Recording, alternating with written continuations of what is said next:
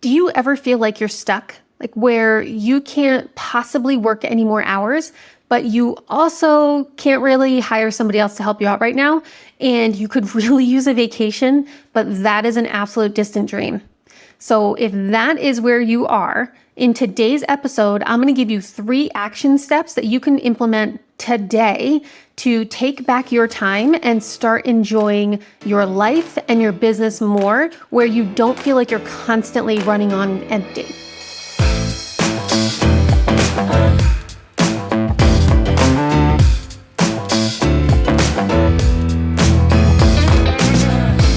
Okay, so a few months ago, I was working with a client who owned a fitness studio. And when she came to me, like most of my clients do, she was completely exhausted, working 12 to 18 hours a day, and she had a newborn baby. And she was just feeling pulled in all different spaces because she had this business for a long time, and it was literally her baby. And then she just had an actual baby, a physical baby that she wasn't really spending any time with. Because she was working so much, right? Even if she was home and not physically at the studio, she was on her phone, whether she was responding to messages or booking people or, somebody called out and she's got to put somebody else in, whatever it was, she was constantly working. She wasn't able to be present and be a mom, which is what she really, really wanted. And she also told me that she had a really big dream of, in a year, opening a second location. But with how things were going currently, that wasn't even on the table at the moment, right? There was no way that was going to happen. So we sat back, we looked at her business. She had about 23 employees and 3 managers. And she had a little bit of turnover. So her director of ops kind of like left. And she was in the process of finding someone new. Actually just hired somebody and kind of working her through all this other stuff.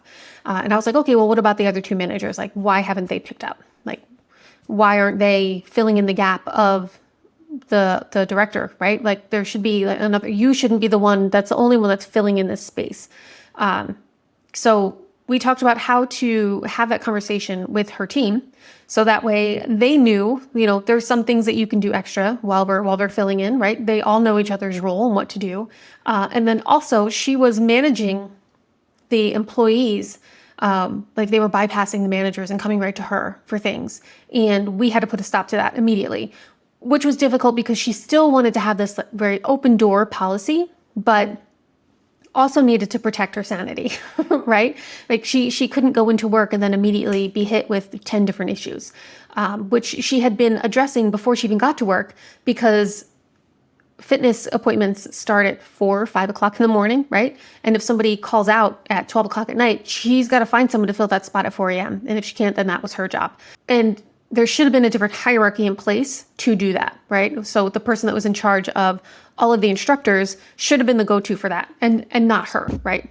So just a bunch of little hierarchy things that we had to put into place as well. And then I met with her team members. And if you don't have team members, that's okay, because you are the team member, right? If you're doing the social media marketing and the email marketing and you're the VA and you're doing all of the other things, the graphic design, everything, you're the team member, right? So you have to switch that hat and you have to become that person. In this case, she had 3 managers. And when I spoke to them, I wanted to know what their process was. What happens if you get sick? What happens if you get a better job offer and you have to leave? How does somebody fill your shoes? Because the issue with the director was that there was nobody to teach her how to fill those shoes. There were some SOPs, but nothing comprehensive, right? The owner had to be there and walk her through everything every day, how to get things done, where it happens, who to talk to, and all that stuff. There wasn't a binder for her to take home to read through to understand.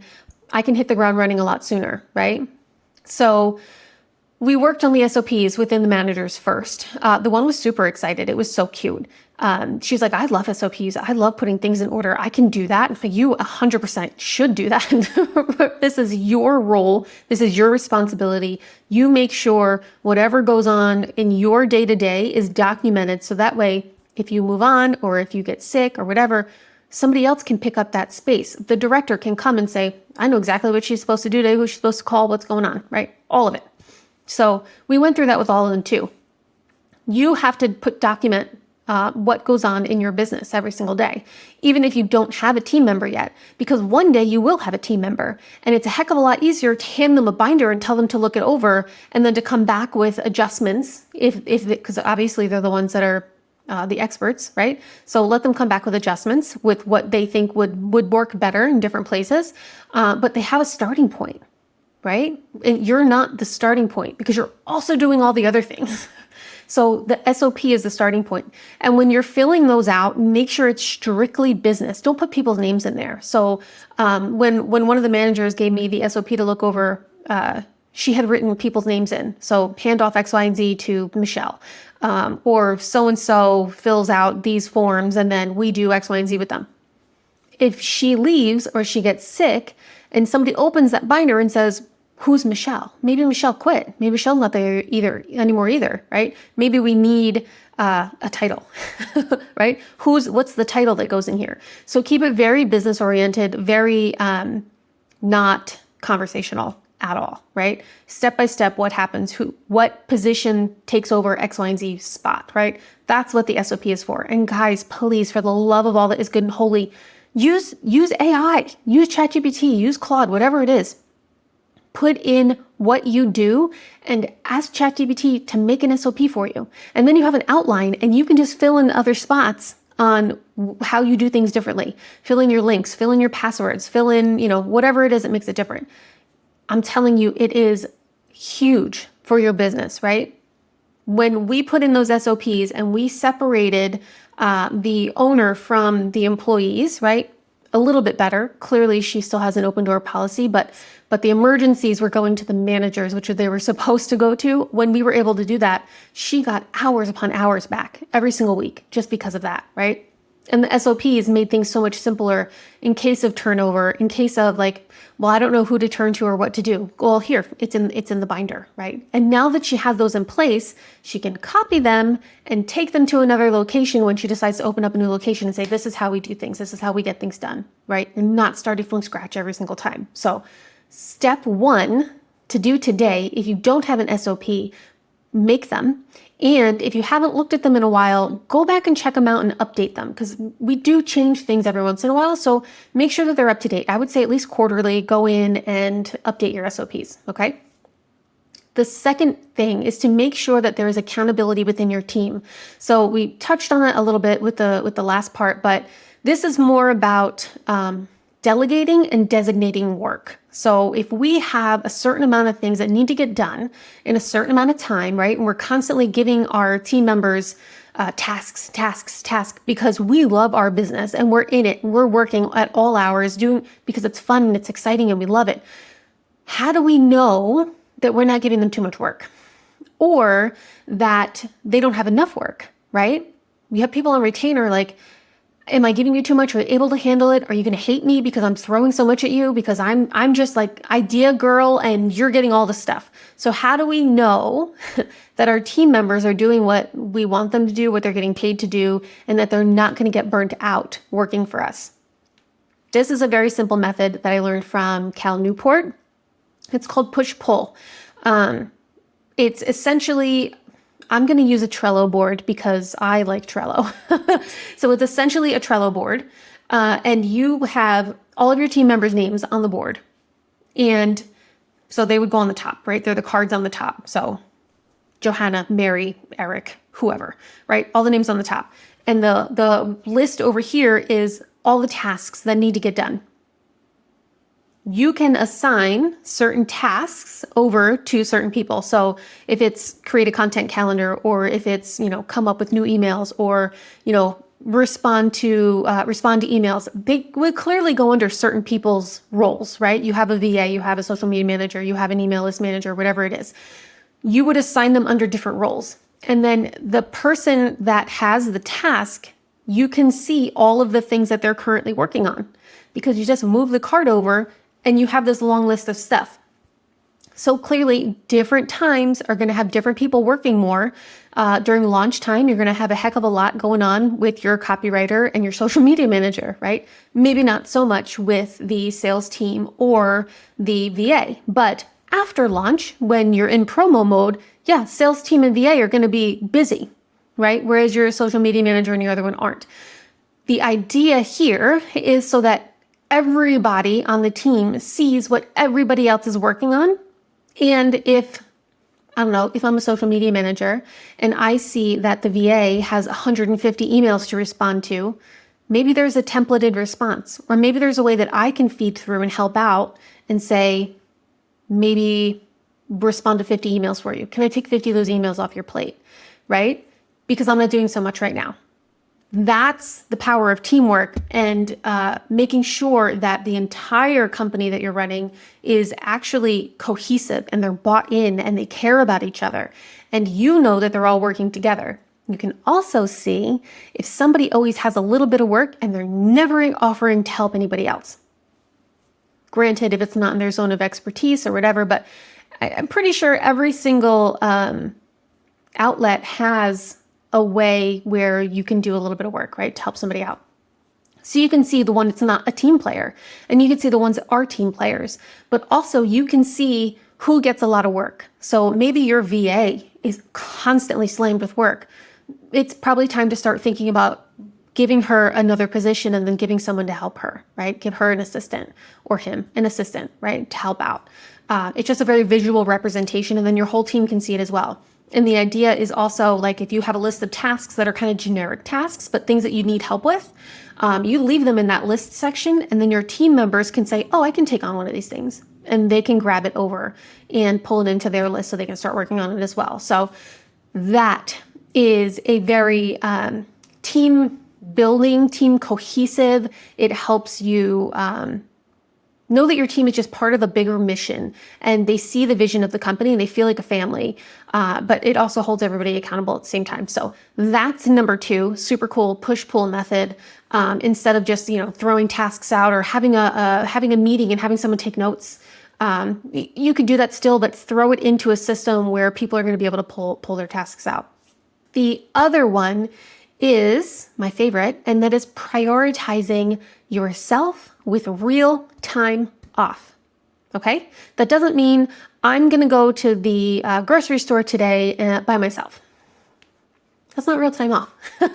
Okay? You have to schedule time off for yourself first before you do anything else. My calendar is 100% always, I do 10 hours of fun stuff before I schedule in anything else. No, clearly we have recurring meetings, so you know not to schedule stuff during your recurring meetings.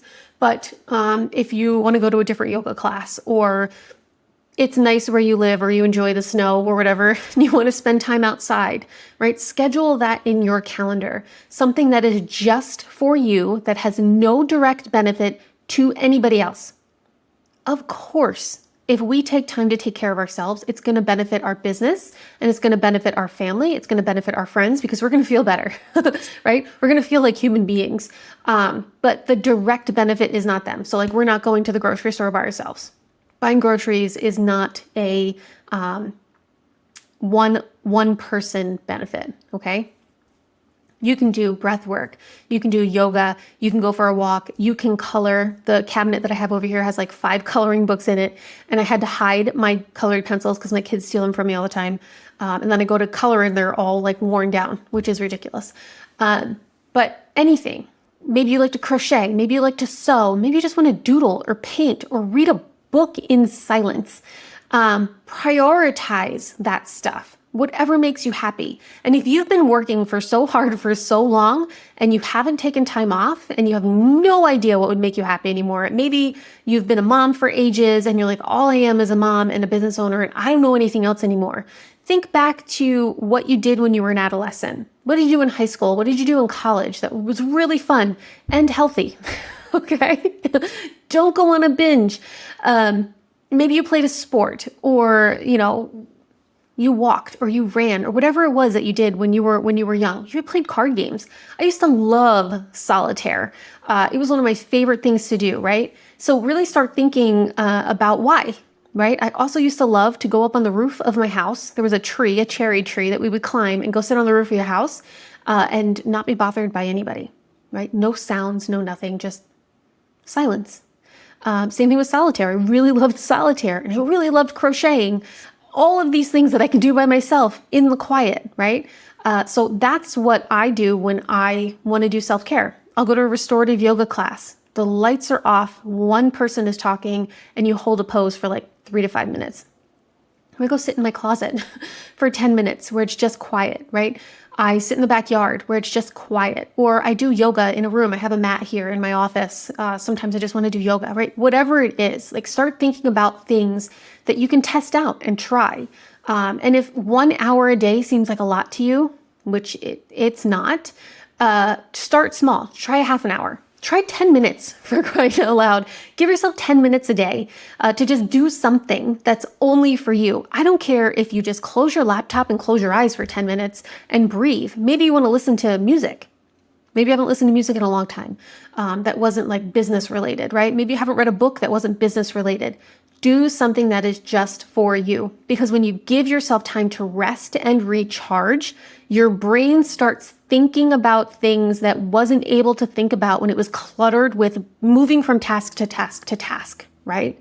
It's why you're most creative when you're in the shower. You're like, oh, that was a great idea. I got it in the shower. Or when you're in the car driving, you get these great ideas. You have nowhere to write them down, right? Or if you go for a walk and you don't have a podcast on, you're just walking, boom, an idea pops in your head because you quieted for a little bit and you allowed your brain to do what it actually is supposed to do, which is think, right? You're not forcing it to move and go and be all the time. There is magic in taking time for yourself, not just physically. It's not just physically healthy for you to do that, right? But it's also mentally healthy, and it's really great for your business and your life because it allows you to just be a whole person, okay? So if you feel stuck and you have no idea how you're going to get out of the mud, right? Do these 3 things, right? Very simple business actions, create the SOPs. You can find the holes in your business if you have an SOP and you're like, oh, that's something that should happen, right? Make sure that you're holding yourself accountable and you're holding your team accountable in a way that feels good and healthy and fun, and take some time for yourself. If you guys are interested, there's a link down below for my 10 hours back balanced action plan, whatever it's called. It's really going to work you through everything you need to take your time back and actually start enjoying your life and your business.